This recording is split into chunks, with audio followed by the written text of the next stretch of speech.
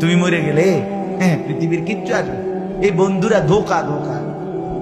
একটা ফোলা ফাইন তুমি মরলে খানা বন্ধ করতাম, কসম খোদা তুমি লিখা নাও। তোমার একটা ফ্রেন্ড এক লগে যদি বইয়ে বইয়ে বিড়ি খায়, তোমার লগে গাঁজা খায়, ফুটটা খায়, বাবা খায়, মদখোর গাঁজাখোর, একসাথে বইয়া উলঙ্গ ছবি দেখো, ওই জানোয়ারের জিজ্ঞেস করো বলে আমি মরলে আমার ঠ্যাংটা ভাঙলে তুই এক বেলা খানা বন্ধ রাখবি। কথা বুঝেন নাই? ধোকা ধোকা, এগুলো ধোকা। আর কেউ থামবে না। আরে আপন বাপ মরলে যে সন্তানরা দিনের বেলা দাফন কাফন করছে, তারা কি সেই সন্তানরা, আপন সন্তানরা রাতের বেলা ভাত খায় না? কথা বলেন না কেন?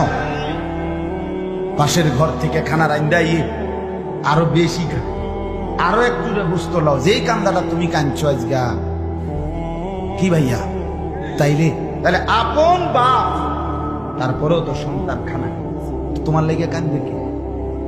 এই জন্য পৃথিবী আমাদের কারো জন্য থামবে না ভাইয়া, থামবে না।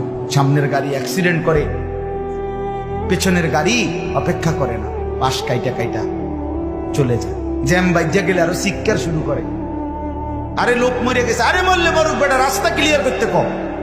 ঠিক কিনা বলেন না কেন?